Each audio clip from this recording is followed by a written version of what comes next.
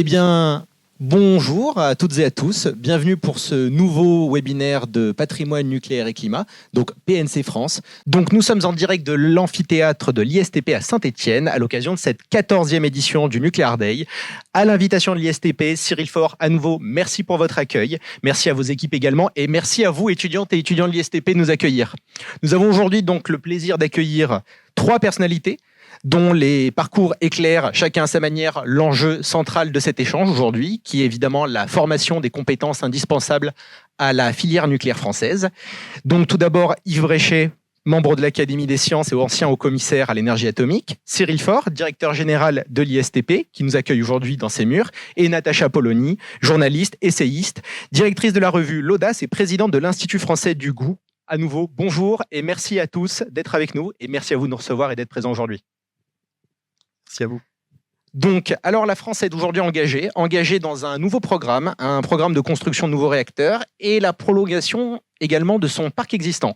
La filière nucléaire doit donc faire face à un enjeu majeur qui est former en quantité comme en qualité des dizaines de milliers d'ingénieurs, de techniciens et d'alternants dont elle aura besoin dans les prochaines années. Rapidement pour vous présenter et faire un rappel pour ceux qui nous suivent de comment se déroulent nos webinaires. Tout d'abord, je vais adresser une série de questions à nos invités.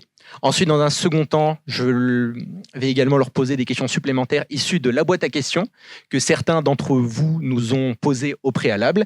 Et enfin, ça sera vous, public, et vous également en ligne qui pourrez échanger et soumettre vos questions à nos invités par l'intermédiaire du chat. Mais maintenant, je me tourne vers vous. Et donc, je voudrais, avant de rentrer dans le vif du sujet, chacune et chacun, me dire ce qui, dans vos parcours respectifs, fonde votre intérêt sur les questions de formation. Yves, si tu veux commencer ? Moi, c'est facile, c'est mon métier. C'est-à-dire, je suis enseignant-chercheur au fond. J'ai été enseignant-chercheur pendant longtemps à Grenoble. Je venais assez régulièrement à Saint-Étienne, d'ailleurs, à l'époque, dans le domaine des matériaux. Après, j'ai été conseiller du gouvernement dans le domaine de l'énergie en étant au commissaire énergie atomique, mais je persistais à passer un jour par semaine dans mon laboratoire. C'était juste interdit de m'embêter ce jour-là. Et après, quand je me suis retrouvé directeur scientifique de Saint-Gobain, qui est une entreprise de matériaux, je persistais à avoir des activités de chercheur et d'enseignant en Australie, au Canada, en Chine. Donc, fondamentalement, je suis un enseignant-chercheur. Je suis aussi quelqu'un qui est persuadé que l'énergie est essentielle pour les industries. Et par voie de conséquence, ça a été très naturel pour moi de m'intéresser à à l'énergie nucléaire. Alors en plus, au fur et à mesure que les années venaient, je me suis de plus en plus intéressé au vieillissement des structures. Natacha Polony ? Eh bien, moi aussi, c'est mon métier, ou plutôt ça l'a été. En effet, j'ai une agrégation de lettres. Alors, de lettres, en effet, pas de sciences, même si comme beaucoup d'élèves français, j'étais passée par un bac scientifique. Et puis, il faut toujours se souvenir qu'il y a un lien, mais on y reviendra peut-être.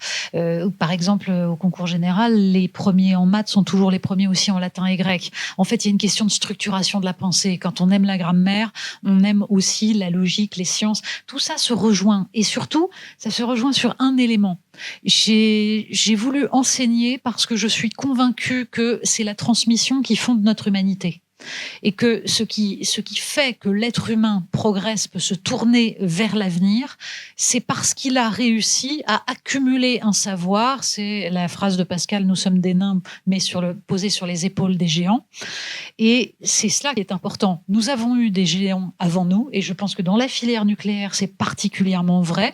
La France vit sur un héritage, il nous appartient de le perpétuer. La transmission, c'est en cela que c'est sans doute ce qui se fait de plus beau, du moment que l'on part du principe que d'abord, on a toujours l'espoir que l'élève dépasse le maître, et c'est le rôle du maître d'espérer que l'élève le dépasse, et ensuite d'accepter qu'on ne sait jamais ce qui restera de ce qu'on a transmis, puisque l'élève est libre et va transformer en fait ce qui lui a été transmis pour réinventer autre chose. Merci. Cyril ? Alors écoutez, sans surprise, moi aussi c'est mon métier, parce que je suis directeur général d'un établissement de formation et d'enseignement supérieur. Par contre, ça ne l'a pas toujours été. J'ai démarré ma carrière dans la sidérurgie et dans les entreprises de production, où je me suis occupé à la fois de production de biens, alors des cylindres de laminoir, pour ceux qui se représente cette affaire-là, et participer à des actions de recherche. Et à un moment donné, il y avait finalement un centre de recherche qui travaillait sur des nouvelles nuances d'acier, de nouveaux traitements thermiques, de nouveaux processus de mise en œuvre, et puis une usine qui fabriquait des produits haut de gamme pour le monde entier, et tout marchait bien. Et puis un jour, des esprits brillants ont décidé de déconnecter les deux, de déconnecter l'usine, l'entreprise, l'industrie et le centre de recherche. Et finalement, on s'est dit qu'on pouvait tout à fait faire de la recherche sans usine, parce qu'on allait développer une ingénierie vendable à l'extérieur. Les usines sont parties à l'extérieur. Voilà. Elles sont jamais revenues. Et puis, les usines qui sont restées, sans recherche, elles avaient les mains, mais elles avaient perdu la tête. Et finalement, elles se sont retrouvées à faire des produits qui étaient des produits communs, pas innovants. Donc, à se mettre à rentrer dans une sorte de course à l'échalote sur le moins cher et le meilleur taux de service. Et évidemment, dans notre pays, si c'est la seule raison d'être d'une entreprise, en général, cette équation n'a pas de solution sur notre territoire. Et donc, il n'y a eu ni la tête, ni les mains, ni le centre de recherche, ni l'entreprise. Et à cette époque, je me suis dit quand même qu'il y avait sans doute quelque chose à faire d'intéressant pour former des gens qui aient à la fois une vision concrète de l'industrie et de ses déterminants, et également une vision conceptuelle de ce qui fait, quelque part, la différence d'un produit, la différence d'une production et sa compétitivité. Un petit mot complémentaire, Cyril, sur pourquoi un Nuclear Day. Est-ce que vous pouvez nous en dire un petit peu plus ? Alors, pourquoi Nuclear Day ? Alors, les raisons sont très triviales et pragmatiques. Pour faire notre métier, et pour que tout se passe bien, il nous faut des élèves et des entreprises. Mais ça ne suffit pas. Il faut que les élèves se marient avec des entreprises, avec des contrats de travail et de formation. Donc, le premier objectif du Nuclear Days, c'est de faire venir chez nous des entreprises du nucléaire qui ont envie de recruter des élèves et des élèves qui ont envie d'être recrutés par une entreprise pour qu'ensemble, ils entament un projet de formation. Donc, on a décidé, pour des raisons de communication, sujet auquel on s'est mis assez récemment, et de visibilité institutionnelle dans notre plus grand intérêt, de valoriser cet événement avec des choses intéressantes autour, en donnant quelque part un éclairage aussi sur la filière qui est en devenir. Mais la vocation initiale du Nuclear Day, c'est de permettre la rencontre d'entreprises et d'élèves pour nous permettre de faire notre métier et de former des élèves sous contrat de travail. Merci. Je rebondis sur les propos de vous trois et je me tourne vers Natacha Polony. Première question. On va faire un petit bond dans le temps, dans le passé. Vous portez aujourd'hui donc une réflexion qui est exigeante sur l'éducation et la transmission. La France, selon vous, ces dernières décennies, est-ce qu'elle a défavorisé les filières techniques et industrielles au point de, peut-on dire, compromettre ses capacités à transmettre, mais aussi à reconstruire demain une ambition nucléaire et même peut-être industrielle de manière générale? Qu'en pensez-vous ? Je pense que ça fait partie non seulement des véritables drames pour la France, mais des scandales absolus. Parce que derrière, il y a d'abord la destruction de savoir, de filières entières, mais il y a aussi un profond mépris. Et je pense que ce mépris se paye politiquement, puisque beaucoup de citoyens ont l'impression que dans ce mépris des filières professionnelles, des filières manuelles, eh bien, c'est en fait un mépris de ceux qu'ils sont. Et dans un sens, ils n'ont pas complètement tort quand on sait qui a conçu ces systèmes-là. L'éducation française s'est toujours inscrite dans un processus qui s'appuyait sur une école primaire dans laquelle il y avait des leçons de choses, une compréhension du monde, une utilisation d'objets qui permettaient de passer du concret à l'abstrait, de conduire l'enfant vers la compréhension des notions abstraites à partir de ce qu'il y avait de plus clairement compréhensible dans une progressivité. Si vous regardez les programmes qui avaient été institués pour l'école primaire sous la Troisième République, c'est comme ça que ça se passait. Ça a été totalement démantelé au tournant des années 1970-1980 au nom de théories qui étaient, qui ont été élaborées pour les meilleures intentions du monde. C'est parce qu'on considérait que l'école qui avait précédé était inégalitaire et qu'il fallait qu'on porte tous les élèves absolument vers des études longues, des études abstraites, des études générales, au nom de l'égalité. sans comprendre que l'égalité la plus grande se fonde sur le respect et donc sur l'idée que l'on va pousser chaque élève au maximum de ses possibilités, mais qu'il y a de l'excellence dans toutes les filières et dans tous les domaines. Et donc, on a détruit méthodiquement l'école primaire. Pourquoi est-ce que c'est grave? Parce que derrière, on a fait arriver au collège des élèves qui ne maîtrisaient pas suffisamment les savoirs fondamentaux. Alors, ça se voit par exemple quand il s'agit de lecture, quand on a des enfants et on a à peu près 25% d'élèves qui rentrent en 6e en ayant de grosses difficultés de lecture, c'est un problème majeur. Donc ça se voit, les parents s'en aperçoivent. En revanche, on s'en aperçoit moins facilement quand il s'agit des mathématiques. Et si on regarde les programmes de mathématiques en CP, CE1, on s'aperçoit à quel point il y a là des choses totalement incohérentes et qui ne permettent pas aux enfants de comprendre le raisonnement mathématique, de se situer dans les ordres de grandeur. Donc on ne prépare pas l'avenir. Et d'ailleurs, c'est vrai non seulement pour des élèves qui vont s'orienter vers des études, des filières professionnalisantes, mais c'est vrai aussi quand on va vers des études plus générales. J'ai le souvenir qu'il y a déjà 10 ans, des universitaires spécialisés en sciences ont alerté, notamment dans le journal Le Monde, pour dire à quel point les bacheliers scientifiques qui arrivaient en fac avaient de moins en moins le niveau pour suivre les exigences qui leur étaient demandées. Ils alertaient dans le désert. Et donc, ce mépris vient en fait d'une idéologie qui consiste à dire que toutes les filières industrielles, tous les métiers de l'artisanat, tout ce qui relève de l'intelligence de la main serait moins noble que la belle abstraction qui permet de penser les choses. Et de ce point de vue-là, c'est vrai que nous péchons un peu par la richesse de notre patrimoine intellectuel.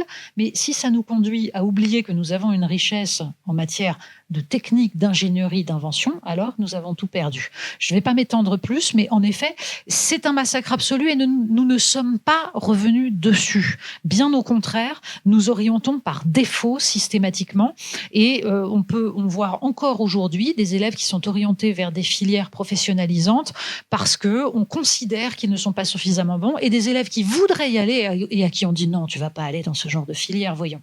C'est absolument affligeant. Avec un impact sur la filière nucléaire.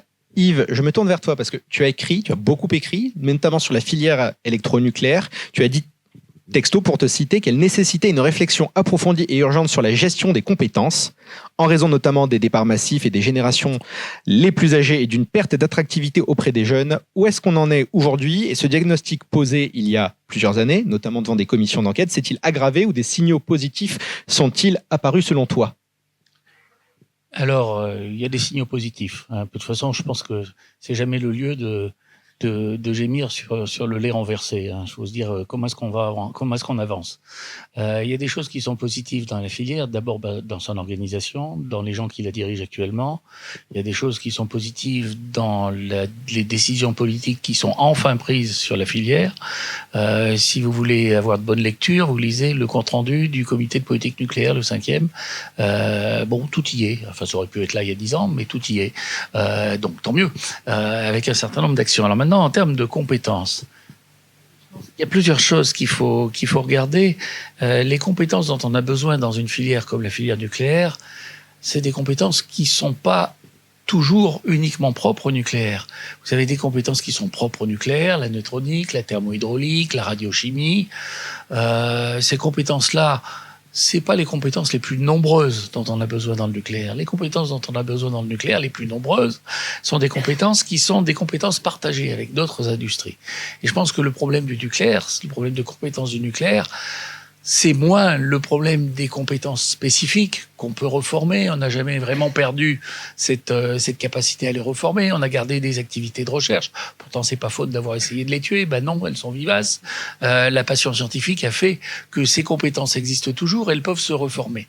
Les compétences partagées, c'est plus difficile.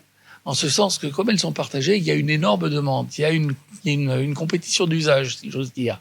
Parce que quand vous avez besoin de soudeurs, vous avez besoin de chaudronniers, vous avez besoin de forgerons, vous avez besoin de gens qui font des traitements de surface. Dans le nucléaire, vous en avez besoin, mais vous en avez besoin dans l'automobile, vous en avez besoin dans l'aéronautique, vous en avez besoin dans toutes les industries où vous fabriquez quelque chose.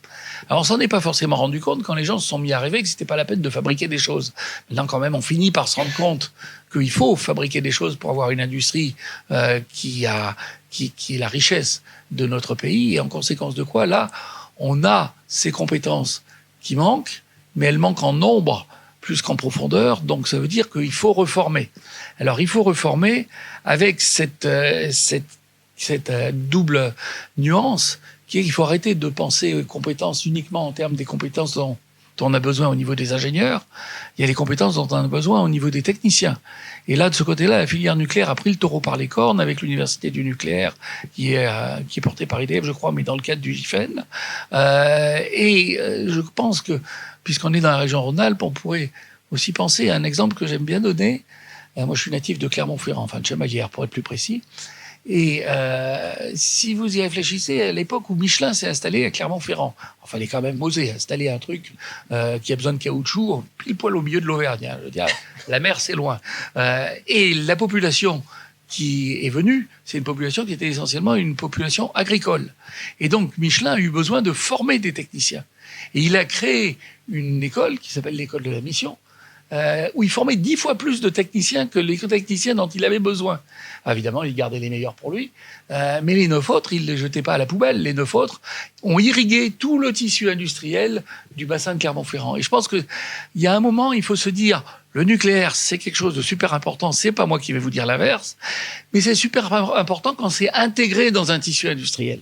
Alors maintenant, vis-à-vis de ça, il y a un problème de compétence qui est un peu c'est la partie immergée de l'iceberg.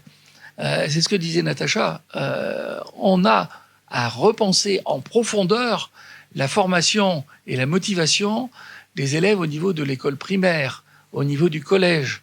Moi, je fais partie des gens qui ont été attirés vers l'ingénierie en lisant Jules Verne. Quels sont les enfants qui lisent encore Jules Verne? Les scientifiques, dont moi, se sont détachés de cette nécessité de regarder à l'école primaire.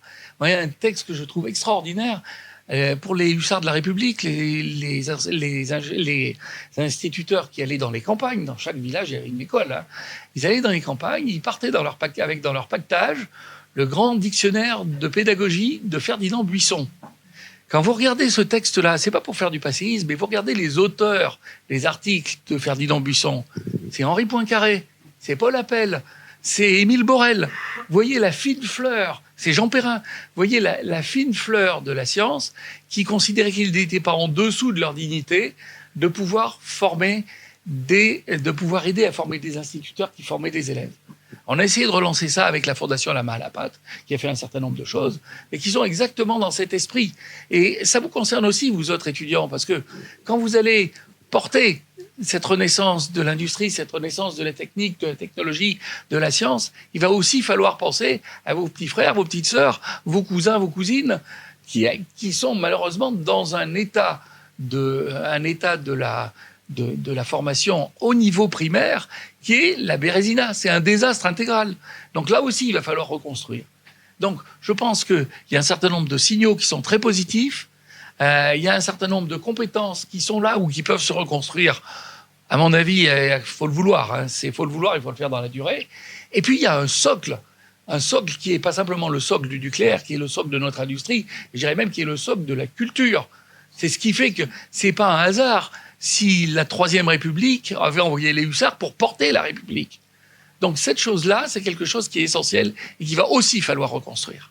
Cyril Faure, je me permets de faire réagir sur les propos d'Yves Bréchet, sur quel regard vous portez aujourd'hui sur l'état de la filière, depuis le terrain, sur l'état des besoins, et les industriels, est-ce qu'ils parviennent aujourd'hui à pourvoir à l'ensemble des postes, et quels sont aujourd'hui surtout les profils les plus en tension selon vous?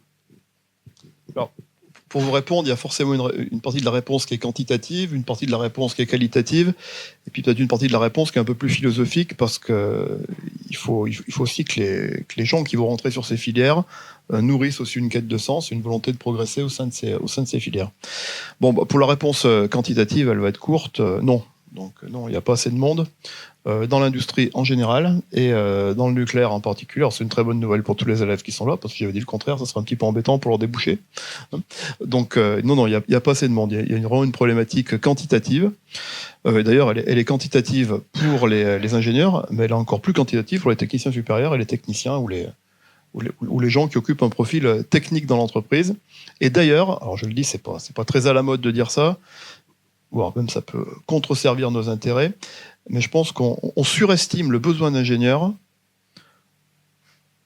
par la disqualification et le mépris de ce qu'on considère comme des missions qui peuvent être occupées par des techniciens supérieurs. C'est-à-dire, à penser qu'un technicien supérieur aujourd'hui, alors lié à des problèmes peut-être de baisse de niveau ou de changement de niveau, va occuper des fonctions d'un périmètre très réduit, on en aboutit souvent à confier à des ingénieurs des missions de techniciens supérieurs dans lesquelles ils vont s'ennuyer et qui ne sont pas tout à fait adaptées à leur profil. Donc la réponse quantitative, c'est non, il faut plus de monde. Après, la partie de la réponse qui est plus qualitative, c'est pas évident d'y répondre, parce que lorsqu'on regarde finalement ce qu'on attend des compétences aujourd'hui d'un cadre, un ingénieur, c'est un cadre dans une entreprise en général qui va faire de la technique, des sciences, du management, qui va piloter des projets. On s'aperçoit que si on analysait quelque part la carte de compétences et de savoir-être en 1950 et en 2025, c'est à peu près la même.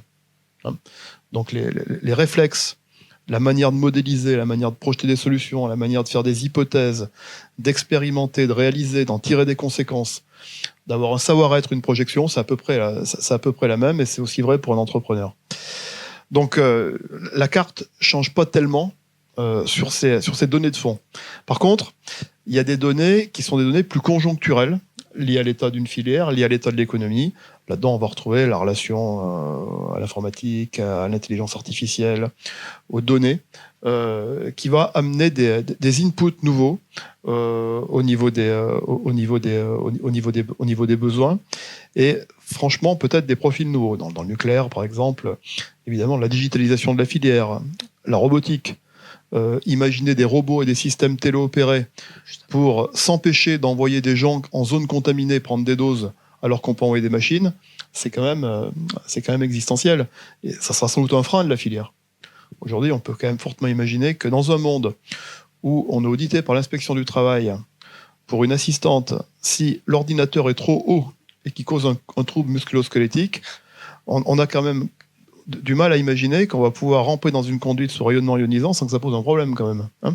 Donc, même si toutes les démarches sont instruites pour montrer qu'il y a des règles et que ça pose pas de problème et que ça n'en pose pas. Mais donc, la robotique, les systèmes téléopérés, l'intégration technologique va changer la donne. Après, la partie de la réponse qui est plus philosophique, moi je souscris totalement à ce qui a été dit par Natacha Polony et Yves Bréchet. On est quand même dans un monde où, dans un système, on analyse, on interprète, on décide et on agit. Après, il faut quand même avoir en tête que tant qu'on n'a pas produit une action, on fait partie du monde contemplatif. Alors ça paye dans certains ordres, mais pas dans l'industrie quand même. Donc l'action quand même prime. Et c'est vrai que notre paysage actuel, politique, institutionnel, paye pas l'action. Ce qui paye, c'est l'analyse. Quand c'est pas les éléments de langage qui sous-tendent l'analyse, parce que l'analyse, elle paye même qu'à moitié, mais elle paye quand même beaucoup plus que la décision. Parce que dès qu'on décide, on s'expose. Et en général, on se culpabilise dans l'exposition. Et en plus, si on agit, alors là, on persévère, on risque de produire quelque chose qui sera toujours soumis à des critiques. Et je pense que c'est un peu philosophique, mais cette idée que on devrait souvent rester au stade de l'analyse et de l'expression, ne jamais décider pour pas prendre de risques, et surtout pas agir pour pas poser de problème, ça on en meurt. Et si, à mon avis, il y a quelque chose à restaurer, c'est cette capacité à entreprendre et à se dire que, quel que soit le métier qu'on exerce, rien ne se fera s'il n'y a pas une décision et une action. Je vais revenir vers vous dans un instant sur le sujet des apports de l'alternance. Yves, tu souhaitais rebondir sur un sujet ? Oui, mais là, je vais la panique. Si vous avez un prof qui vous explique comment faire un PowerPoint, demandez-lui qu'est-ce que je dois mettre dans le PowerPoint. S'il n'est pas capable de répondre, vous sortez.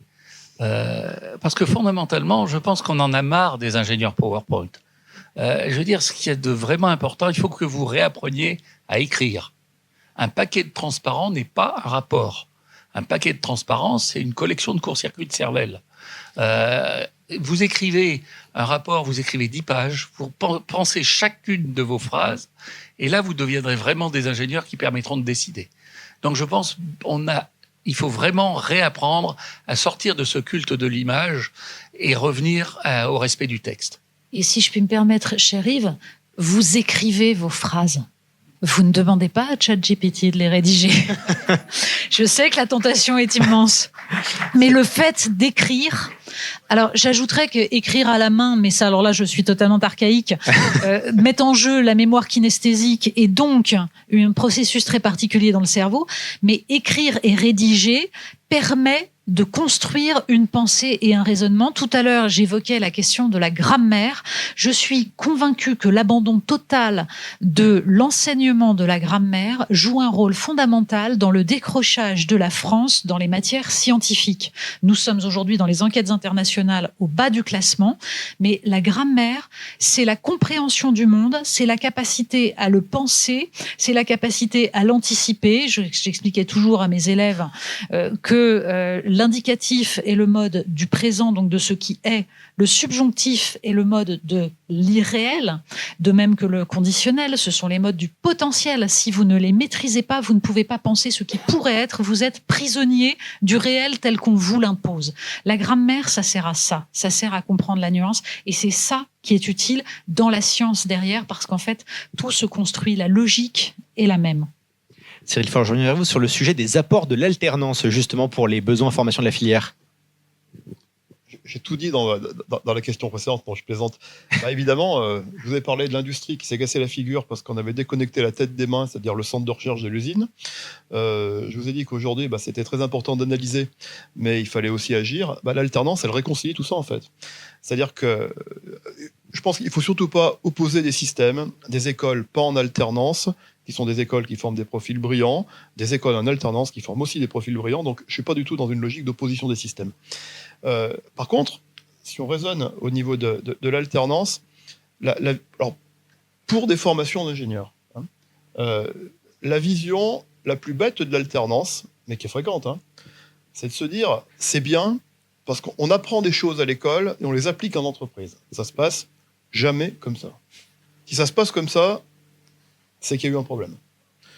Par contre, l'entreprise, les problématiques d'entreprise, qu'elles soient opérationnelles, sur un problème de production, qu'elles soient stratégiques, liées à une orientation que va prendre l'entreprise, c'est très intéressant de les faire entrer en résonance avec une formation intellectuelle, conceptuelle et académique.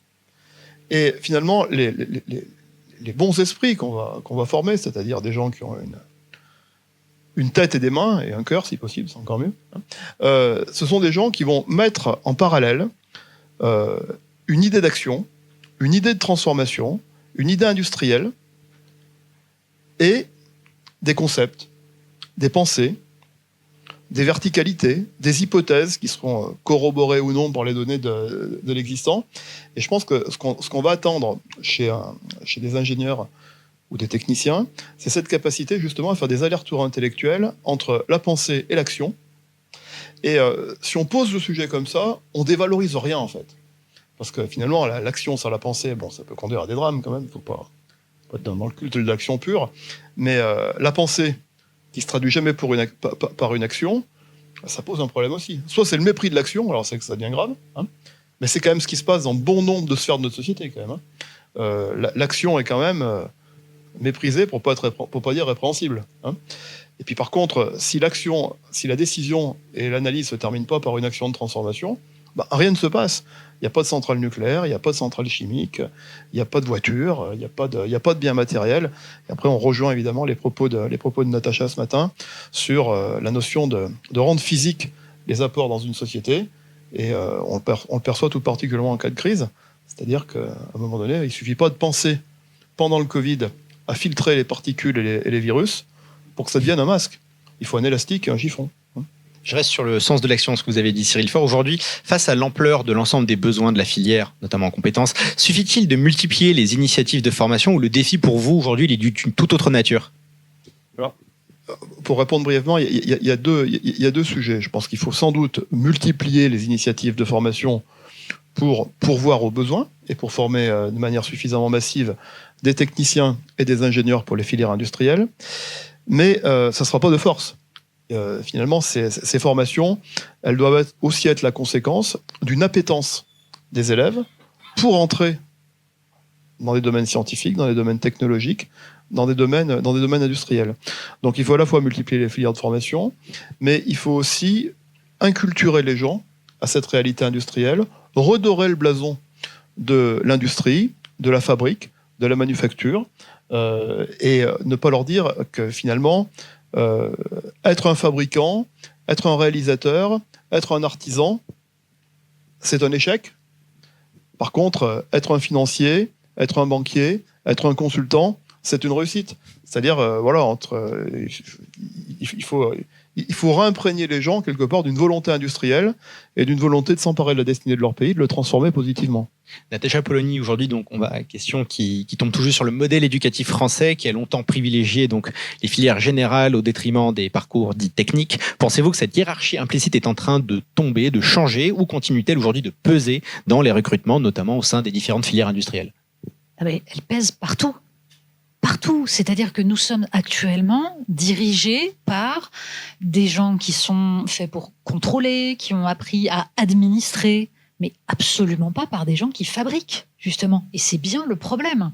C'est qu'il y a une homogénéité des dirigeants en France qui a petit à petit évacué tous ceux qui transformaient la matière. Or, comme l'a dit tout à l'heure Yves Bréchet, eh bien, la nécessité de transformer la matière, c'est à la base de tout. Vous utilisez de l'énergie, vous transformez la matière. Je vais même ajouter une chose. Pourquoi la France est un pays puissant? Pourquoi nous bénéficions d'un héritage qui est absolument gigantesque, d'un patrimoine énorme? Parce que nous avions l'énergie. Laquelle? Jusqu'au 19e siècle, l'énergie, c'est la force manuelle et animale. La France, par les hasards de la géographie, est un pays qui a un patrimoine agricole gigantesque, des capacités, des terres arables extrêmement riches et qui donc a créé une culture de la production agricole. Je veux dire, la France perd toutes les batailles de la guerre de 100 ans. Elle gagne la guerre. Pourquoi? Parce que elle peut nourrir la troupe, retrouver des hommes en pleine forme, des animaux qui permettent de combattre pendant des décennies. Et nous avons gardé cette richesse jusqu'au 19e siècle. C'est cette richesse qui nous a permis d'être la première puissance en Europe et qui donc nous a permis ensuite d'avoir des scientifiques, des ingénieurs, des gens qui sont allés produire et qui ont pu nous faire aborder les révolutions industrielles. J'ajoute une chose, c'est à la fois la richesse agricole et une certaine vision de l'être humain qui apparaît sous l'humanisme au XVIe siècle et qui ensuite se diffuse à travers les Lumières et qui s'incarne politiquement avec la Révolution française, c'est l'idée que nous devons essayer de comprendre le monde. Vous devriez tous lire, et n'importe quel parent ou n'importe quel professeur devrait lire à ses enfants ou à ses élèves, la lettre de Gargantua à Pantagruel, dans laquelle Gargantua explique à son fils qu'il va aller à Paris et qu'il doit absolument tout connaître et tout apprendre, que la curiosité intellectuelle, c'est ce qui va le rendre plus humain, et que donc il doit apprendre toutes les langues, il doit apprendre les sciences, les mathématiques, la botanique, absolument tout. Et il termine en disant et qu'il faut aussi évidemment réfléchir à la morale, parce que science sans conscience n'est que ruine de l'âme. Mais ce texte-là est absolument magistral. Pourquoi? Parce qu'il met en avant cette curiosité, cette envie de comprendre comment le monde est fait. Eh bien, ces deux éléments, le fait d'avoir eu une agriculture puissante et le fait d'avoir compris qu'on pouvait essayer de penser le monde en dehors de la transcendance, en essayant de déterminer les règles mathématiques, c'est ça qui a abouti à ce que nous avons aujourd'hui. Et de fait, nous n'avons plus l'énergie que sont les hydrocarbures. Nous ne l'avons pas, donc nous avons perdu notre prééminence à un moment, mais, et c'est là où le fait d'avoir mis en avant la science nous a servi, nous avons trouvé une autre source d'énergie, et le nucléaire en fait partie, c'est-à-dire une capacité à compenser, là aussi par la recherche, par la science, le fait que nous n'avions pas cette énergie qui était les hydrocarbures. Vous voyez, donc quand on se replace dans ce contexte, on comprend que abandonner la vocation industrielle, c'est en fait abandonner la possibilité d'agir sur le monde et donc la possibilité d'être libre. Je l'ai dit ce matin et je le redis aujourd'hui, un pays qui ne produit pas est un pays qui dépend des autres, qui est vassalisé. Et c'est ce qui risque de nous arriver si nous ne retrouvons pas une puissance industrielle suffisante. Or, ça se prépare par l'enseignement. Et nous avons, hélas, pendant des décennies, considéré, alors en effet, il y avait cette thématique, cette idée qu'on allait, nous allions avoir la valeur ajoutée, ça allait être formidable, on était beaucoup plus intelligents que les autres. Donc nous, on gardait les technologies de rupture, mais vous savez qu'il y a encore des politiques que j'entends dire ça. Quand je parle réindustrialisation, on me répond: non, mais on va pas recommencer à fabriquer des trucs, des vélos, des grille-pains, on n'en a pas besoin. Il faut uniquement les technologies de rupture, il faut la haute valeur ajoutée. Non, il faut produire ce que l'on consomme. Il faut produire ce qui va nous permettre de créer une société avec un tissu économique. Ça ne veut pas dire que c'est l'État qui doit s'occuper du fait qu'on puisse produire des grille-pains.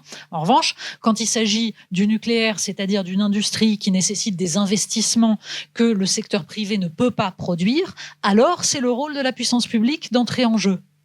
Et ça permet, en effet, au reste du tissu industriel de vivre. Mais pour ça, il faut former. Et donc, pour ça, il faut faire en sorte d'envoyer le message que cette production est un enjeu vital et que donc, c'est ce qu'il y a de plus noble.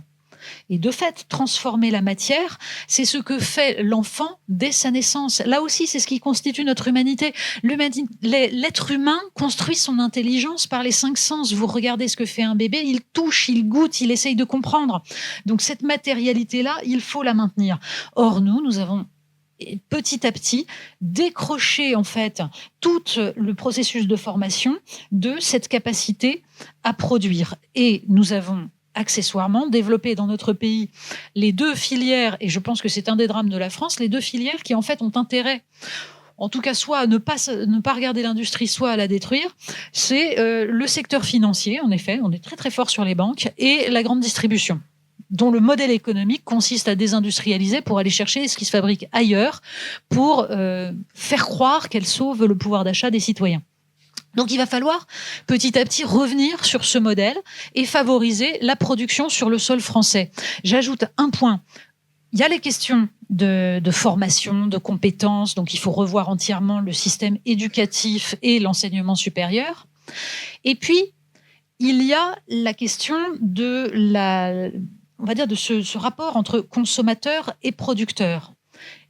Il y a un moment donné où il faut comprendre que quand on ne produit plus, on ne peut plus payer un modèle social, on ne peut plus payer des cotisations.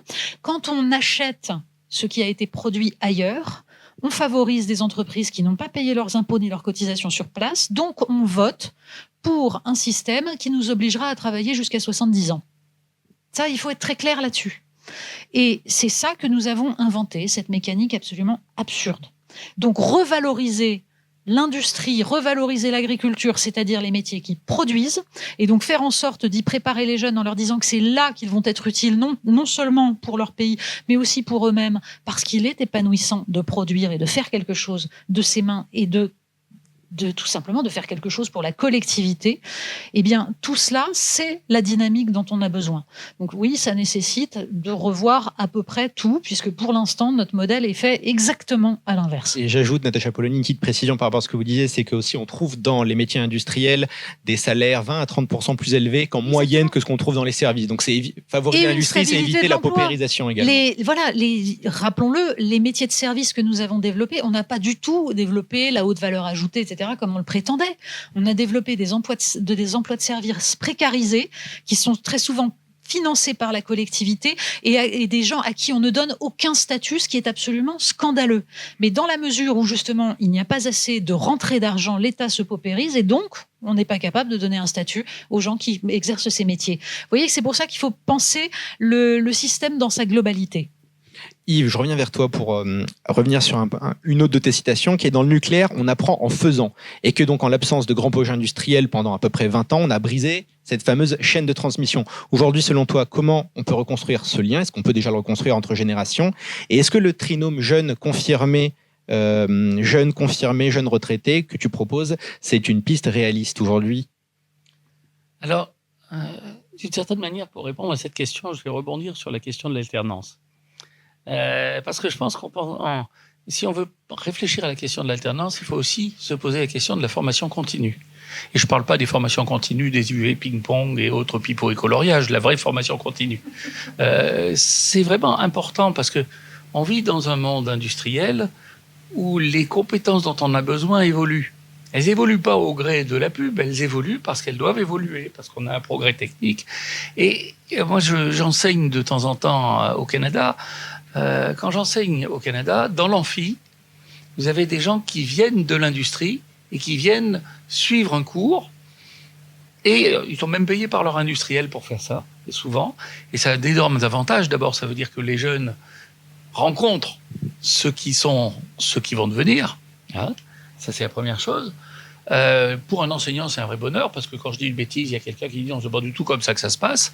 Donc, du coup, ça permet de remettre les choses à jour. Et c'est une autre manière de voir l'alternance. C'est-à-dire, on peut dire l'alternance, on peut la faire en passant du temps dans l'industrie et en passant du temps dans l'académique, ou on peut aussi se dire, une manière d'accoutumer l'alternance, c'est aussi de réfléchir plus en profondeur à la manière dont on peut reconstruire des compétences tout au long d'une carrière. Et ça, je pense qu'il va vraiment falloir le penser très profondément, parce que c'est une nécessité. Alors maintenant, je peux éventuellement répondre à ta question. Que tu as oublié, j'imagine. C'était aujourd'hui reconstruire cette chaîne de transmission. Et est-ce que le trinôme que tu évoques très souvent, jeune confirmé, jeune retraité, que tu proposes, c'est une piste toujours réaliste aujourd'hui quand des maillons sont manquants parce que pendant plusieurs décennies, on n'a pas entretenu la filière? J'étais pas si loin que ça. J'ai pas si loin que ça, à part qu'ils n'avaient pas besoin qu'ils soient retraités. Je veux dire, de faire un binôme entre un ingénieur débutant ou un étudiant qui va rentrer dans le métier, un binôme avec quelqu'un qui est dans le métier, mais ça suppose qu'on ne dit pas aux gens à 55 ans, vous n'êtes plus bon à rien, vous partez. Ça veut dire que les Suédois ont une manière de partir à la retraite que je trouve autrement plus intelligente que nos guerres picrocolines pour savoir si on va partir à 60, 62, 64 ou 70. En Suède, vous partez à la retraite entre 60 et 70 ans, progressivement. Et en faisant ça, ça veut dire que le passage de flambeau, il se fait naturellement. Donc ça fait aussi partie des choses qu'il va falloir qu'on apprenne à faire. C'est-à-dire, c'est un jeune retraité, c'est pas forcément quelqu'un qui est à l'instant T, on lui dit vous servez plus à rien, vous partez à la retraite. Non, c'est quelqu'un qui continue, il commence à faire autre chose, mais il peut progressivement passer le flambeau. Et ça, pour moi, c'est une manière d'avoir ce binôme. Et je crois que c'est une nécessité. Cyril Faure, petite question, parce que là, le thème sous-jacent du propos d'Yves, c'est l'attractivité de la filière aussi. Comment aujourd'hui attirer la jeunesse et les talents vers la filière nucléaire, et quels sont selon vous aujourd'hui les leviers les plus efficaces? Alors,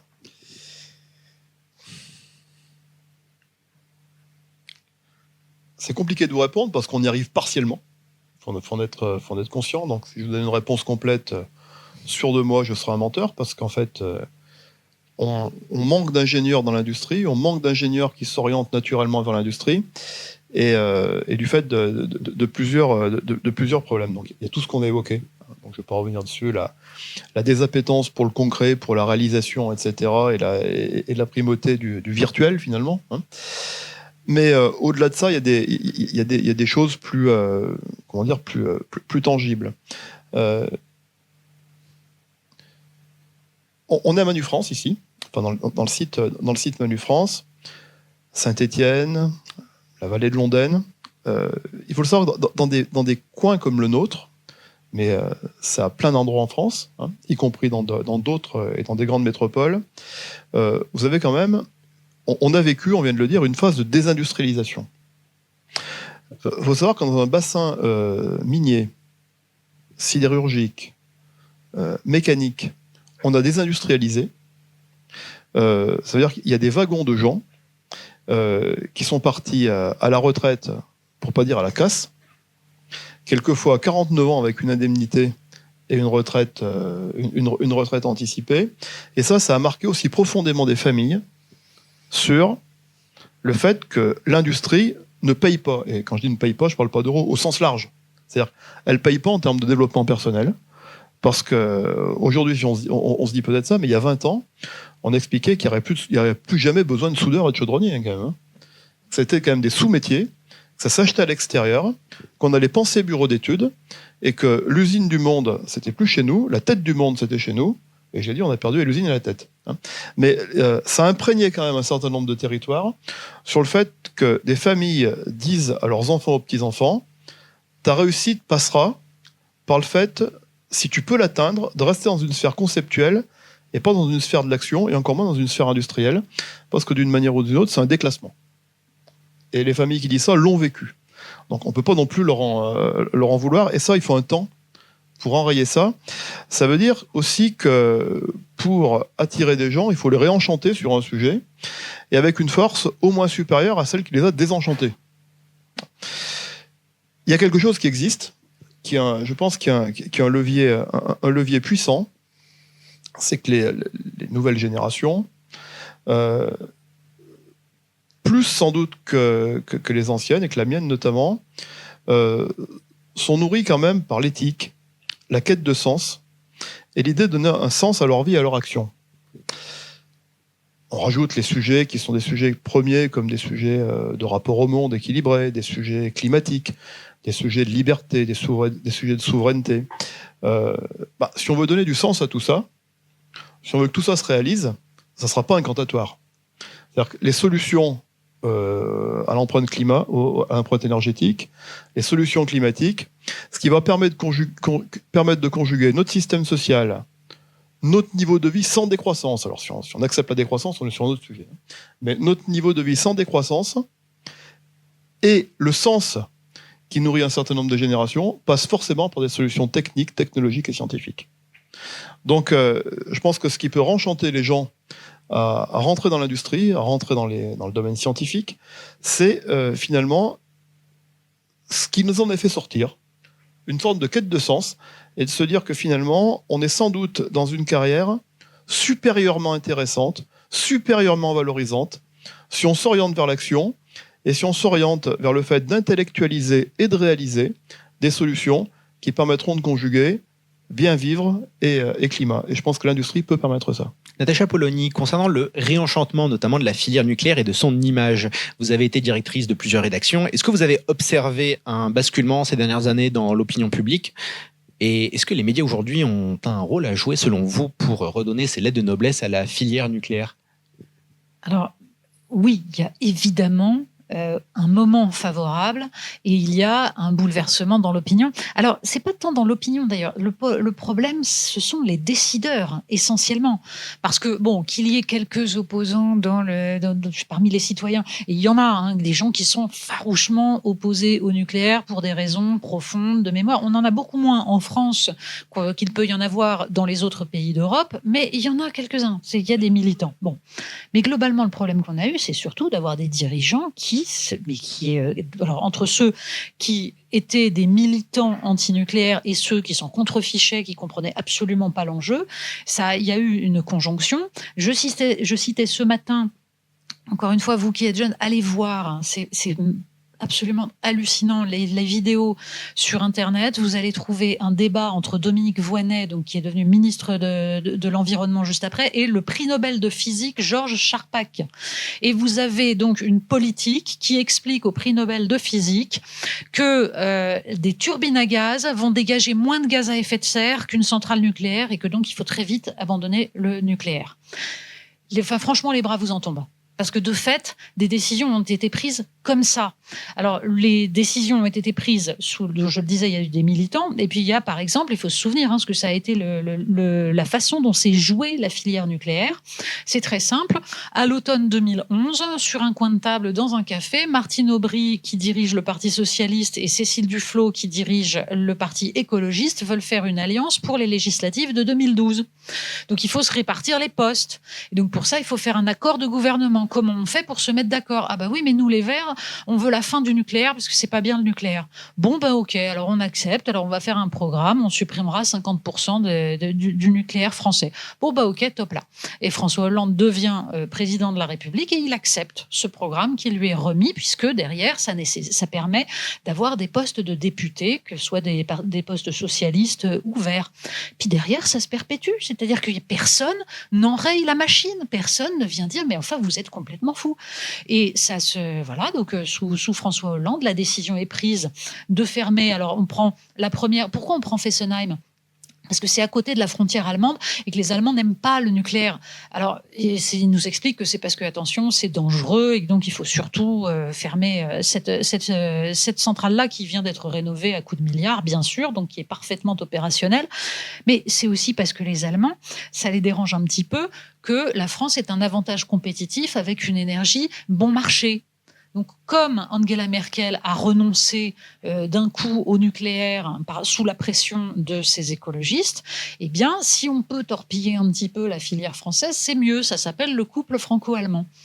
Et donc, tout le monde poursuit. Donc, Emmanuel Macron arrive. Emmanuel Macron aurait pu dire, attendez, c'est une folie, on arrête ça. Pas du tout. Vous regardez les prises de position de l'époque. Édouard Philippe, Elisabeth Borne, c'est une fierté de fermer Fessenheim. Voilà, et ça s'est poursuivi. Donc, en fait, c'est pas le problème, ce n'est pas de parler aux citoyens. Les citoyens comprennent très bien les enjeux de souveraineté. Ça fait des décennies que les citoyens français, dès qu'ils le peuvent, expriment leur volonté de pouvoir décider de leur destin et donc d'être indépendants. Donc, ils ont conscience que pour être indépendant, il faut les outils de l'indépendance, donc il faut produire. Le problème, c'est que nous avons des élites politiques et économiques qui n'ont aucune conscience de ces questions-là. Et c'est pour ça que ce matin, j'insistais sur le retour de la physicalité du monde. C'est-à-dire qu'il faut attendre que le détroit d'Ormuz soit fermé pour que des gens constatent qu'il y a des choses qui sont fabriquées à cet endroit-là et dont nous dépendons. Enfin, je veux dire, pardon, mais pour ce qui est des hydrocarbures, on le sait depuis 50 ans que le détroit d'Ormuz est un goulot d'étranglement. Et de fait, on a de plus en plus déplacé la production là-bas parce que c'était plus simple. Donc, il y a les raffineries, donc on peut produire du soufre à côté, on peut produire du plastique. Et personne n'y a vu de problème. Je rappelle qu'il y a aussi des câbles sous-marins. Donc, si les Iraniens décident à un moment de s'attaquer aux câbles sous-marins, ce sera encore mieux. Donc, le monde physique existe. Nous sommes en train de reprendre conscience de cela. Espérons que nous allons en tirer les conséquences rapidement. Alors, il y a parfaitement moyen d'en tirer les conséquences. Il y a des éléments politiques pour remettre en place une politique qui soit favorable à la production, qu'elle soit agricole ou industrielle. Je veux dire, là, je ne suis pas en train de vous dire que c'est la catastrophe, pas du tout.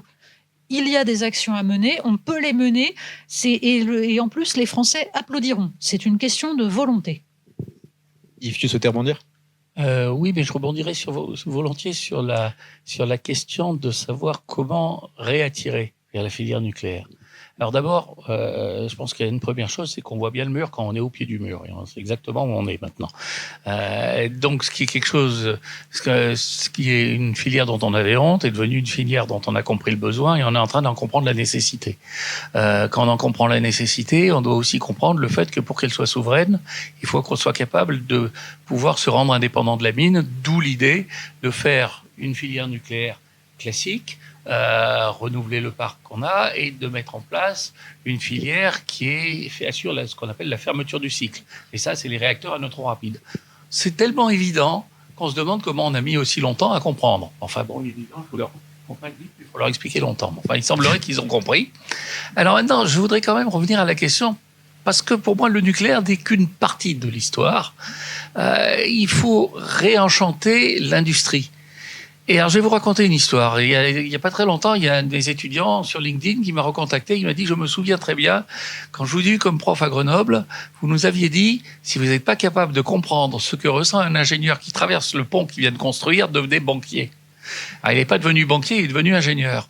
Mais ce que je veux simplement vous dire, moi je viens d'une école où, grosso modo, il y a une bonne partie de l'école qui devenait hauts fonctionnaires. Donc là, l'essentiel de leur activité était de leur préoccupation était de savoir comment on allait décaler une case au-dessus pour qu'ils puissent monter.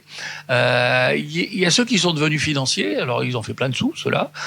Et puis il y a ceux qui sont devenus soit scientifiques, soit des gens qui produisaient dans l'industrie.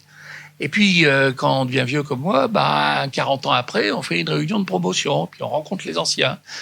Mais ce que je peux vous dire, c'est que la finance, ça vous rapporte des sous, mais c'est chiant. Mais c'est mortel de penser que vous apprenez des tas de choses et ça se résume à une règle de 3. Enfin, je veux dire, c'est quand même épouvantable, un truc comme ça. Et un ingénieur, finalement, il gagne bien sa vie, objectivement. Il gagne pas forcément aussi bien sa vie que Bernard Arnault. Mais enfin, moi, franchement, à la fin de ma vie, de me demander est-ce que j'ai fait des sacs à main ou est-ce que j'ai fabriqué des centrales nucléaires, je pense que je sais exactement ce que j'ai envie de faire. Et une fois, j'avais même suggéré qu'on crée parce que là, c'est fabuleux, quoi. Et il voulait faire un centre de recherche sur le luxe durable. Moi, j'ai suggéré de faire un groupe de travail sur le champagne sans CO2. Enfin bon. Mais ceci pour vous dire que vous avez de l'or entre vos mains. Vous avez une variété de métiers, une variété de domaines industriels qui s'ouvrent devant vous. Le nucléaire en est un. Le nucléaire est absolument essentiel pour notre industrie, pour notre souveraineté, mais pas que. Et toutes ces autres industries, elles vous tendent les bras. Mais ça veut dire elles vous tendent les bras à condition que vous les aidiez à reconstruire ces bras. Donc voilà. Et c'est pour ça que c'est intéressant. Vous allez bien gagner votre vie, puis vous allez avoir une variété d'activités qui sont autrement plus intéressantes que de regarder s'il y a une case qui se libère au-dessus de vous ou si vous avez les moyens d'acheter un sac Hermès, quoi. Bon. Rapidement, avant de conclure cette première partie et de passer aux questions de la boîte à questions qui vont être rapides et enfin les questions du chat, je voudrais rapidement avoir un mot de conclusion de chacun d'entre vous pour recueillir vos souhaits, vos encouragements pour les efforts de formation en France à mener sur les 30 à 50 prochaines années. Alors simple, repartez à la base, construisez une base solide au niveau de l'école primaire et du collège. Ça veut dire qu'il faut apprendre à réfléchir. C'est-à-dire quand vous pensez que dans le programme de physique de terminale, il y a le boson de Higgs. Comment voulez-vous qu'un gamin de terminale comprenne le boson de Higgs? Ça veut dire qu'on s'est demandé comment est-ce qu'ils pouvaient en parler dans les salons. Il faut former des élèves pour qu'ils apprennent la démarche scientifique. La science, c'est un métier, mais la démarche scientifique, c'est un bien commun. Donc ça, c'est la première chose. Pour ce qui est des ingénieurs, sortez des ingénieurs plantes vertes et PowerPoint et revenez vers des ingénieurs qui apprennent à faire les choses. Et la satisfaction qu'on a à faire les choses est quelque chose qui, à mon avis, porte d'elle-même vers ces métiers-là. Et puis la dernière chose, c'est la génération des étudiants maintenant, ce que je constate, c'est qu'ils sont moins dans la version prends l'oseille et tire-toi. Ils sont plus dans la version qu'est-ce que je peux faire pour que le monde de demain soit encore vivable, voire agréable. Et pour faire ça, ça veut dire que l'industrie n'est pas le problème. L'industrie est une des solutions du problème. Natacha ? Je souscris totalement à ce que vient de dire Yves et je prolongerai en disant en effet que tout se joue dès le plus jeune âge, c'est-à-dire des cours de bricolage, de couture à l'école primaire, l'obligation dans sa carrière d'élève d'avoir réalisé un chef-d'œuvre, c'est-à-dire justement d'avoir ressenti cette fierté d'avoir produit de ses mains. Ça, c'est ce qu'il faut faire. Et puis, le sens de l'effort, la rigueur, parce que c'est le respect que l'on peut avoir pour un enfant doit s'exprimer dans le fait de se dire qu'il peut aller extrêmement loin et donc être profondément exigeant vis-à-vis de lui. Quand on est exigeant, quand on le pousse, quand on est dur, c'est parce qu'en fait, on croit qu'il peut le faire. C'est ça le vrai respect, c'est pas l'école des fans 10 sur 10 pour tout le monde parce que attention, Choupinet doit pas être traumatisé. Voilà. Donc il faut rétablir une école qui recherche l'excellence et qui part du principe que chacun peut atteindre l'excellence. Cyril ? Je vais prendre une précaution oratoire avant de vous répondre. Je pense que dans tout système, et l'enseignement supérieur en est un, il est bon qu'il y ait des agences, des instances d'habilitation, de certification, pour garantir quelque part l'homogénéité, la qualité de ce qui est fait, et que ça ne soit pas un open bar où tout le monde y va de sa version, sans souci qualitatif de ce qui va être produit. Voilà, cette précaution étant prise, je pense qu'aujourd'hui, dans l'enseignement supérieur, pour répondre aux besoins, on souffre d'un empilement administratif, de structures d'habilitation, de certification, qui, quelque part, ont une vision extrêmement stéréotypée de ce que doit être un schéma de formation, et qu'aujourd'hui, ça ne permet ni la souplesse, ni l'autorisation d'expérimentation très intéressante qui pourrait réellement faire bouger les lignes. Donc je pense que moi, j'aimerais qu'on passe d'une culture de moyens et de contrôle à une culture d'enjeux et d'objectifs. sur les sujets et d'une culture, quelque part, d'expression à une culture de réalisation. Et que les structures soient évaluées non pas sur des intentions qu'on leur porte, mais qu'elles soient évaluées sur des réalisations et sur des impacts qu'elles donnent sur l'économie, sur la science et sur la société. Juste pour compléter, Alexis Piron, un grand poète complètement oublié de Bourgogne au XVIIIe siècle, parlait des critiques littéraires en disant « ils sont comme les eunuques dans le sérail, ils ne font rien, ils empêchent les autres de faire ». Rapidement, j'enchaîne avec les questions de la boîte à questions que vous nous avez posées. Cyril Faure, une petite question qui vous adressait sur aujourd'hui comment changer la perception de l'alternance et en faire la voie royale de la formation pour la filière nucléaire. Qu'en pensez-vous ?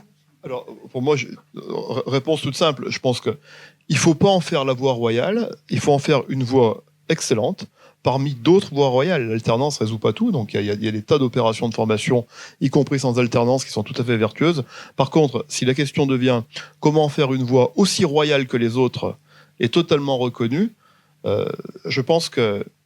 Alors, je suis très optimiste. Je pense que ça va se faire tout seul.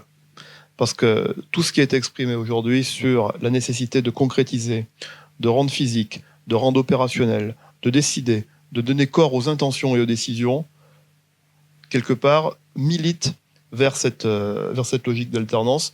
Donc je pense que, pour une fois sur ce sujet, il n'y a qu'à attendre. Natacha ? Alors, ça nécessite aussi que, à l'échelle du pays et en particulier de ses décideurs, nous sortions du court terme. C'est-à-dire que là, quand le budget 2026 retire 2 milliards d'euros à l'alternance, alors même que c'était un processus qu'on était en train de mettre en œuvre et qui marchait, c'est parce qu'on est condamné par le court terme. Comme on n'a rien prévu depuis 30 ans et que l'État s'est appauvri, eh bien on en est à chercher à racler les os et à faire des économies de bout de chandelle et il n'y a plus aucune vision globale des choses. Alors, Je d'accord, rebondis on est également dans avec le l'urgence. crédit jeune docteur qui a été supprimé. Non, mais bien sûr, tout. Alors, on est dans l'urgence, ok, mais il va falloir faire des choix. C'est-à-dire qu'il faut réfléchir en termes de court terme, moyen terme et long terme. Il faut faire certaines économies de court terme. Il faut réagir, par exemple, à l'inflation qui risque d'être gigantesque, aider ceux qui en ont besoin. Mais il va falloir aussi penser des investissements de moyen et de long terme, quitte, pour le coup, à dépenser, sauf que ce ne sont pas des dépenses qui vont être des dépenses courantes, que ce que nous faisons depuis des années, c'est-à-dire des dépenses qui n'enrichissent pas. Il faut penser dépenses d'investissement pour sortir de l'ornière et recréer de la richesse. La France est un pays, certes, qui dépense trop, sans doute, mal surtout. Elle est surtout un pays qui ne gagne pas assez. Et donc, il faut trouver les moyens de gagner à nouveau, et ça passe par la production. Donc, mettre le paquet de toutes les politiques sur la défense de la production sur le sol français. Yves, si tu veux rebondir, après une question pour toi. Il faut déshadockiser le système. J'entends par déshadockiser le système, il y a 2 maximes Shadok. Alors Yves, pas grand monde dans la salle, à mon avis, Ah, c'est les Shadok. Donc, Oui, c'est pas de... Allez voir les YouTube, les Shadok. C'était un truc d'ingénieur, en fait, les Shadok. Oui, c'est ça. Et c'est très amusant. Enfin, et il y a 2 maximes Shadok. Il y en a une, c'est pourquoi faire simple quand on peut faire compliqué. Ça, on le voit tout le temps. Donc, est-ce qu'on peut faire l'inverse? Et puis, la deuxième, que je trouve absolument terrible d'actualité, c'est quand on ne sait pas où on va, il faut y aller le plus vite possible. Bon, il faut déshadockiser le système et ça demande simplement du bon sens. Une petite question sur l'entretien rapidement de la base de données. Alors, pour toi, Yves, la France dispose d'un retour d'expérience unique au monde avec près de 40 ans d'exploitation d'une flotte de réacteurs. Comment capitaliser sur cet atout de retour d'expérience et de données dans la formation de nouvelles générations plutôt que de laisser cela se perdre ? Je ne pense pas que ça se perde, parce que ça a été abondamment utilisé, archivé, réutilisé pour une raison simple, c'est qu'il y a un certain nombre de gens qui ont compris que c'était un atout essentiel. Moi, mon vieux maître d'Autrey me disait la richesse essentielle du système nucléaire français, c'est l'existence d'un seul modèle, d'un seul produit qu'on a reproduit suffisamment de fois, ce qui a permis d'apprendre à le reproduire bien et sur lequel on avait beaucoup de retours d'expérience. Alors après, il y a une espèce de mystique délirante consistant à dire « Oh là là là là, c'est horrible, on risque d'avoir un défaut générique ». Alors, qu'est-ce qu'on nous l'a servi, le défaut générique ? Au moment où on a arrêté 9 centrales nucléaires à cause d'une fissure dans un circuit de refroidissement d'urgence, qui avait une chance sur 1000 de pouvoir être utilisée, et que la fissure, de toute façon, avait une longueur qui faisait qu'elle avait aucune espèce de chance de se propager, je veux dire, il aurait suffisait de mettre un collier. C'est d'ailleurs ce qui s'est fait aux États-Unis. Bon, je veux dire, on a fait ça. Le défaut générique, c'était la connerie. C'était pas un défaut générique technique. Donc, je veux dire, il y a un moment, il faut se dire que ce retour d'expérience a une valeur considérable et il a été grandement apprécié par les gens à l'étranger. Ils disaient, mais qu'est-ce qui vous prend en France, là, en ce moment ? Qu'est-ce qui vous passe par la tête ? Donc, cette compétence, elle existe, elle doit servir à former des gens, elle doit servir à être réutilisée sous forme d'analyse de ces données. Je veux dire, on nous parle d'intelligence artificielle à tour de bras, pourquoi pas utiliser ce genre de technique pour faire du retour d'expérience ? Et je pense qu'on a un boulevard devant nous, parce qu'on est un des pays qui a cette capacité unique d'avoir un retour d'expérience sur un parc, mais gigantesque. Et puis je vous rappelle qu'il n'y a pas eu beaucoup d'accidents quand même, accessoirement. Bien, désormais, nous passons à la dernière partie de ce webinaire. Il nous reste une dizaine de minutes ensemble. Donc, ce sont les questions. C'est à vous, désormais, d'interagir avec nos invités. Donc, veuillez m'excuser, le public. Toute petite priorité au chat, le temps que je me lève et que je vienne vers vous à votre rencontre. Donc, première question pour Natacha Polony. Réindustrialiser, oui, tout le monde est d'accord. Fabriquer, selon consomme, très belle idée. Cependant, nous arriverons très vite au coût de notre production par rapport à des pays dont le système social et économique est différent. Est-ce que l'on peut forcer le consommateur à acheter plus et surtout français ? Alors non, on forcera personne, ça ne marchera pas. Et si on fait reposer la responsabilité sur les individus, ça ne marchera pas. Parce qu'en effet, nous sommes dans un cercle vicieux dans lequel les gens s'appauvrissent, le travail ne paye pas assez. Donc, ils sont incités à aller acheter moins cher et donc à acheter des produits qui viennent d'ailleurs. Il faut donc agir sur le système pour briser le cercle vicieux. C'est pour ça que un des éléments, c'est d'abord d'agir sur la commande publique, c'est-à-dire le moment où ce sont les acteurs publics qui sont acheteurs. Et là, on peut favoriser les industries françaises, et d'ailleurs l'agriculture française, et à partir de là, recréer de l'activité. Autre élément, bien entendu, il est quand même assez étonnant de voir que enfin on a réussi à imposer l'idée, pas la réalité, mais l'idée d'une taxe carbone aux frontières de l'Union européenne, c'est-à-dire que ça nous semble en effet anormal d'acheter des produits qui détruisent totalement l'environnement, mais qui sont moins chers. Mais en revanche, la taxe sociale, ça n'existe pas, c'est-à-dire que des produits fabriqués par des gens qui sont sous-payés dans des conditions épouvantables, ça ne dérange personne. Donc, la question, c'est celle de l'imposition de clauses miroirs, sauf qu'on sait très bien qu'il n'y a aucun contrôle et que donc ça ne marche pas. Donc tout simplement, la préférence française puis européenne, ça permet d'éviter les poncifs actuels qui consistent à dire non mais c'est pas grave, d'accord, nous on détruit notre production par exemple en interdisant l'acétamipride dans notre filière noisette, mais un jour peut-être on arrivera à faire en sorte que la Turquie interdise l'acétamipride comme nous. Ça n'existe pas. Donc, on a deux solutions. Soit on arrête de manger des noisettes, soit on décide que tant qu'on n'a pas la protection suffisante, nous, on accompagne nos agriculteurs. Et puis, sur le reste, on met des barrières là où on peut les mettre. Voilà. Alors, je crois que c'est moi qui prends la question. Vous nous avez parlé avec M. Faure et M. Bréchet d'enchantement. Ça attire, mais c'est qu'une illusion. Et pour maintenir l'attrait, il nous faut des actions. Alors, on observe dans beaucoup d'écoles d'ingé la rigueur et la volonté de se battre ou de faire changer les choses qui se délitent au cours des années de formation. Donc, on ne nous pousse pas à vouloir faire changer les choses et à réussir à changer les choses. Alors que vous nous dites qu'on a de l'or entre les mains, comment est-ce que vous feriez en sorte qu'on arrive à changer nos écoles d'ingé ? Parce qu'on va pas retourner à la maternelle, pour nous c'est un peu tard. Donc, comment est-ce que vous réussiriez à faire changer nos écoles d'ingé ?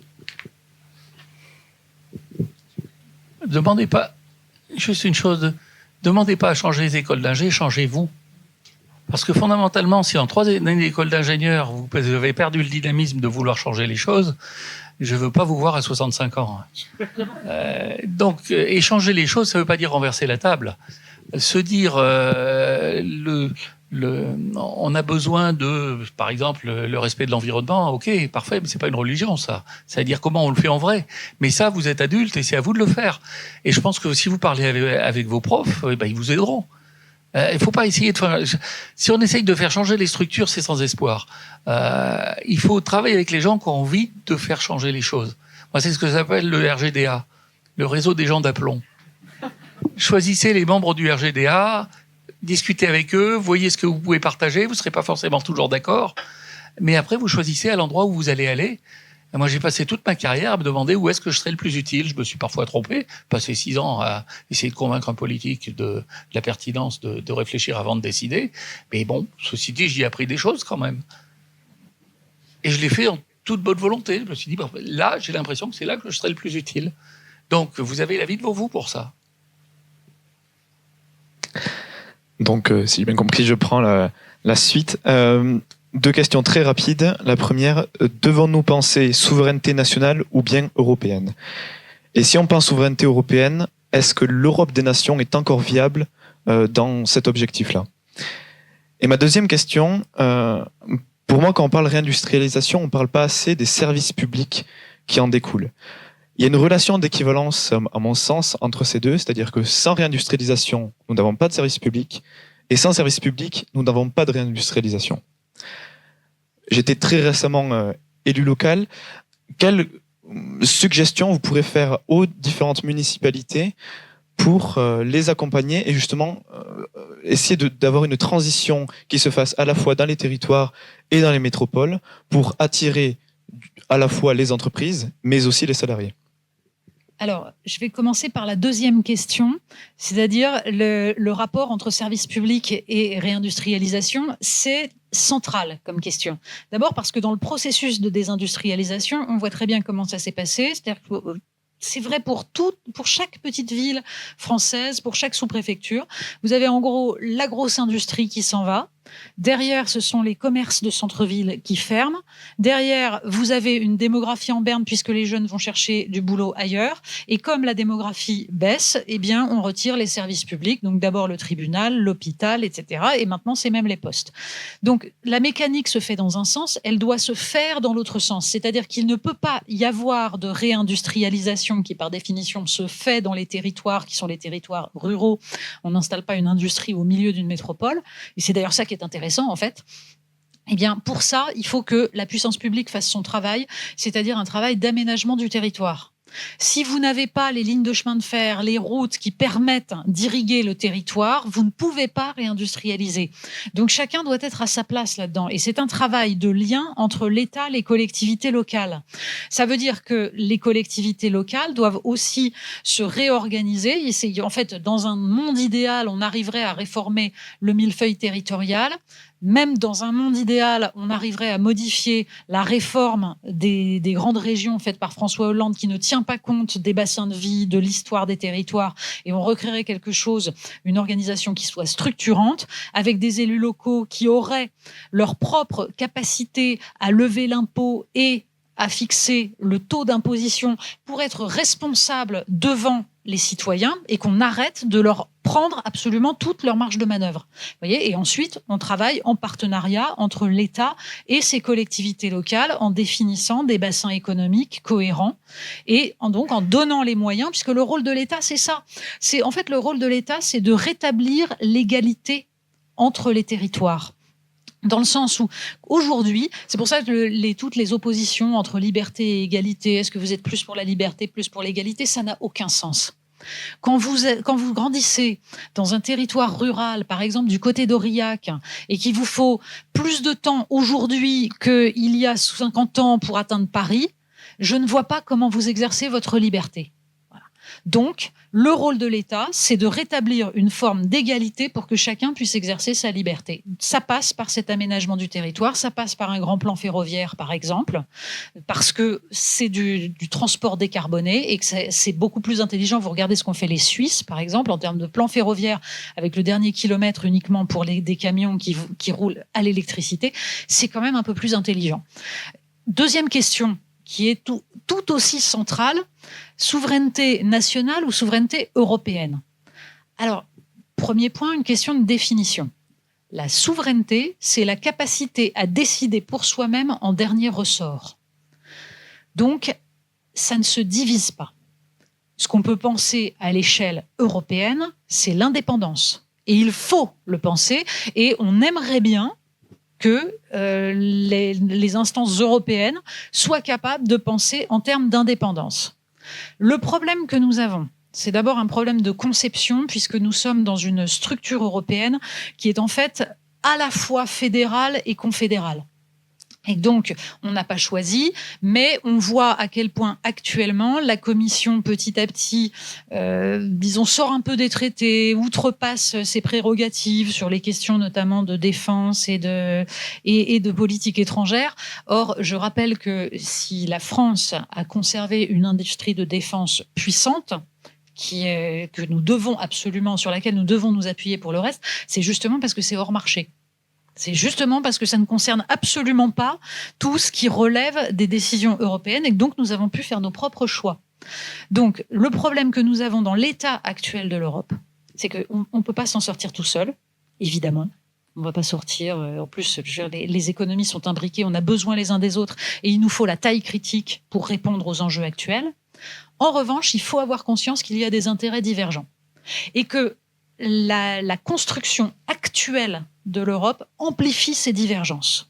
C'est-à-dire que vous avez un modèle allemand qui est fondé sur les exportations et donc les Allemands, on le voit bien, font tout pour préserver leurs exportations vers la Chine, vers les États-Unis.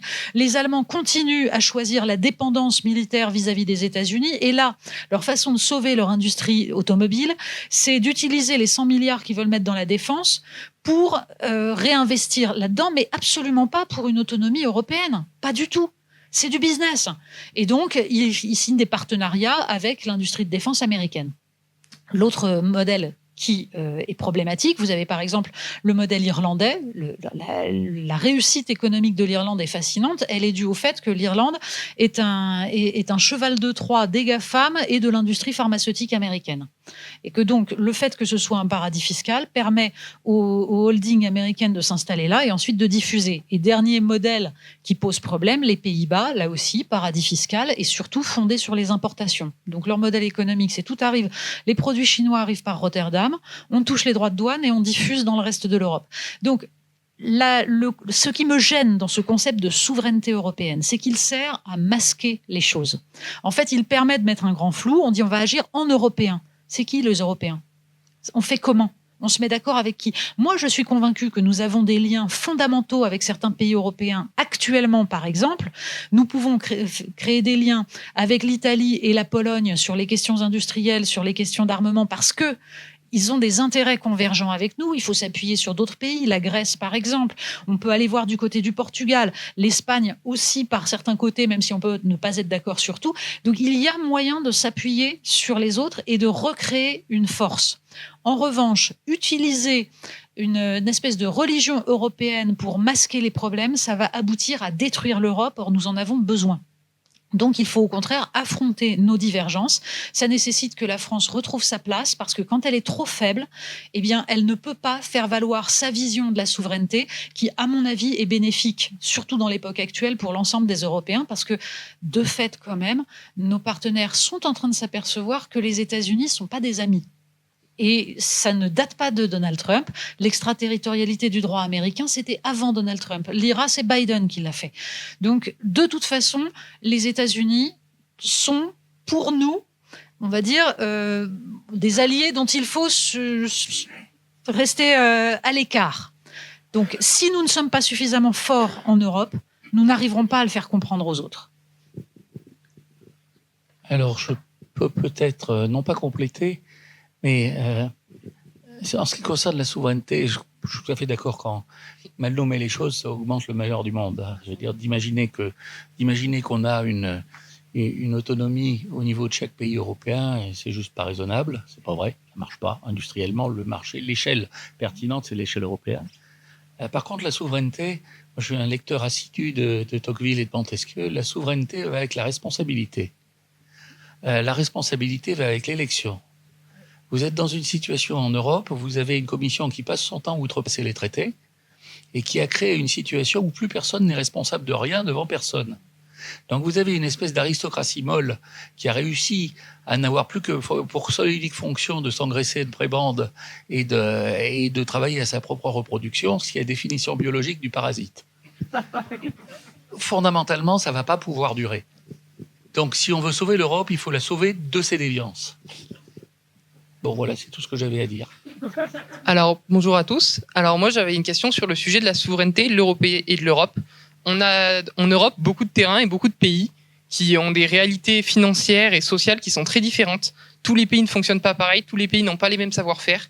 Et on leur demande de se mettre sur un terrain d'égalité où chacun va, entre guillemets, penser à lui-même ou à sa gueule, pour le dire avec des termes un peu plus crus.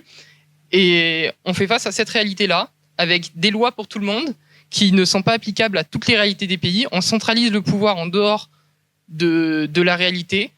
Chaque région doit faire avec des lois, avec un devoir de produire, avec des règles qui sont imposées et qui sont parfois pas compatibles avec le fait de produire. Donc on va se retrouver sur un marché en concurrence avec des produits qui n'ont pas les mêmes lois pour être produits. Tout ça avec des gens qui vont décider en n'ayant pas les mêmes réalités et en devant être tous ensemble parce que c'est bien d'être ensemble, alors qu'on fait pas face aux mêmes réalités et au même quotidien. Oui, bon, enfin, c'est une vraie question. Et la question, oui, j'ai oublié, mais ma question, c'est quelle est pour vous l'idée d'être à tout prix en Europe et d'être à tout prix ensemble, alors qu'on n'a pas les mêmes réalités économiques? Oui, ce que vous dites est vrai, et c'est bien le problème. Que vous ayez instantanément raison, mais il y a plusieurs vérités. Je pense que résoudre les problèmes que l'on a au niveau industriel, au niveau sociétal, au niveau de notre représentation par rapport aux autres blocs, et que le bon niveau de résolution, c'est le niveau européen, c'est sûr. Ouais. Maintenant, une fois qu'on a dit ça, tout ce que vous dites existe, et tout ce que vous dites pose d'énormes problèmes.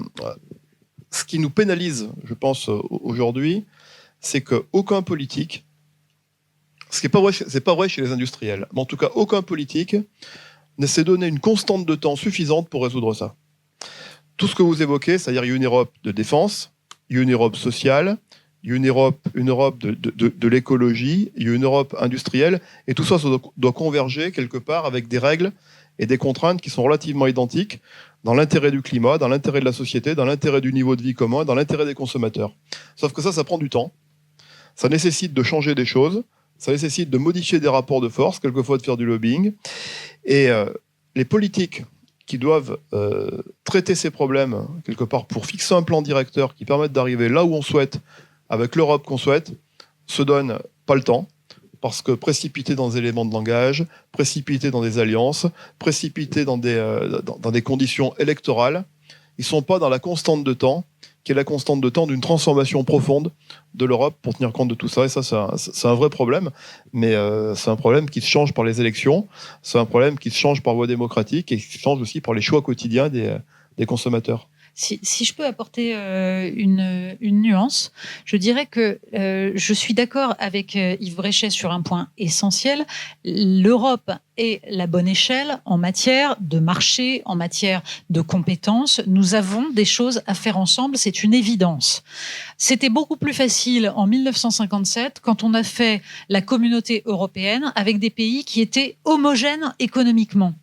Le problème, c'est d'avoir étendu l'Europe sans en tirer les conséquences. On l'a fait avec l'élargissement à l'Est pour des raisons qui étaient des raisons idéologiques, avec cette idée que les pays qui sortaient du communisme s'étaient battus pour obtenir leur liberté et donc pour faire partie pleinement de l'Europe. Il y avait aussi en tête quand même une arrière-pensée économique, c'est que ça offrait en fait une possibilité de faire du dumping intra-européen. Et donc c'était pain béni pour des multinationales qui allaient investir dans ces pays-là ou qui allaient délocaliser dans ces pays-là. C'est-à-dire qu'on a créé la concurrence intra-européenne, en plus de créer une concurrence extra-européenne, puisque par l'acte unique de 1986, en fait, on a détruit ce qui était le fondement même du traité de Rome de 1957. Le traité de Rome reposait sur cette idée de la préférence communautaire, c'est-à-dire en gros un marché fermé à l'extérieur et totalement libéralisé à l'intérieur où on s'échangeait les excédents et donc on s'enrichissait mutuellement. À partir du moment où on ouvre à tous les vents, liberté de circulation des marchandises, des capitaux, on change totalement de nature même du projet européen. Si on ajoute à ça l'extension à l'Est, on se retrouve avec des déséquilibres qui sont des déséquilibres extrêmement dangereux. Pour autant, la réponse n'est pas seulement économique. Nous avons quelque chose à faire ensemble entre pays européens. C'est-à-dire que il existe une civilisation européenne qui est différente du reste du monde et qui est différente, j'y insiste, des États-Unis. C'est-à-dire, c'est pour ça que pour ma part, je n'adhère pas au concept d'Occident. Nous n'avons pas les mêmes intérêts et nous n'avons pas la même vision du monde que les Américains. C'est pas vrai. Nous nous rapprochons, ce sont des alliés essentiels, nous nous rapprochons d'eux, mais leur rapport, par exemple, à la transcendance n'est pas exactement le même et il suffit d'avoir regardé les funérailles de Charlie Kirk pour comprendre que c'est pas exactement notre vision du monde. Et donc, ça peut aussi être assez dangereux. Donc, je préfère que nous défendions le modèle européen de conception de la liberté humaine, que nous ayons donc une vision de ce que nous avons à faire ensemble entre Européens. En revanche, ça nécessite de régler ces déséquilibres, c'est-à-dire que pour l'instant, nous avons créé un système dans lequel il y a des contraintes, par exemple, sur le commerce. On nous a expliqué que c'était formidable et qu'en fait, ça allait nous enrichir. On s'aperçoit que quand Ursula von der Leyen va devant Donald Trump accepter des droits de douane absolument iniques, en fait, la compétence principale de la Commission européenne permet que nous nous fassions écrabouiller. C'est quand même dommage. Donc, il y a des tas de choses à revoir dans la construction européenne et ça passe en effet par la démocratie et ça passe selon moi, par une confédération d'États-nations. Et surtout sur un point essentiel, c'est que nous n'avons pas la même politique étrangère entre pays européens parce que nous n'avons pas la même histoire. Ça ne veut pas dire que nous devons nous détacher. Nous avons des intérêts communs. Dans le monde actuel, l'Europe doit au maximum rapprocher ses politiques étrangères. Oui. Mais pour autant, ça doit rester de la compétence des États, ne serait-ce que parce que la France a une spécificité essentielle en Europe et qu'elle doit la garder, c'est que nous sommes le seul pays européen à vocation mondiale, c'est-à-dire qui peut se projeter dans le reste du monde parce que nous avons des outre-mer, parce que nous avons des intérêts partout, nous avons des alliances avec des pays du fait de notre histoire, ne serait-ce que le Liban en ce moment, et nous sommes une puissance nucléaire, ce qui donne là aussi des responsabilités différentes. Donc, dans ce domaine-là, comme dans les autres, il s'agit de ne pas effacer les différences pour se faire croire qu'on doit penser en européen, sinon la France n'existe plus et elle n'apporte plus rien au monde. Nous devons essayer de faire en sorte de convaincre nos alliés européens de se rapprocher de notre vision de l'indépendance qui fonde notre politique étrangère. Mais voilà, c'est pour ça que la politique étrangère relève des États et le passage à la majorité qualifiée dans ce genre de domaine, c'est absolument impensable. Ce serait la disparition totale de tout ce qui fait l'intérêt de la France pour le reste du monde. Eh bien, nous arrivons à la fin de ce webinaire. Merci à vous, que ce soit en présentiel ou vous dans le chat. Vous pouvez applaudir évidemment nos invités. Merci à vous de l'avoir suivi en présentiel. Merci à celles et à ceux qui l'ont suivi en virtuel. Yves Bréchet, Natacha Polony, Cyril Faure, à nouveau, merci d'avoir été avec nous aujourd'hui. Cyril, encore, merci à vous, à vos équipes et à vous, public de l'ISTP, de nous avoir accueillis. Ce premier duplex de patrimoine nucléaire et climat aujourd'hui.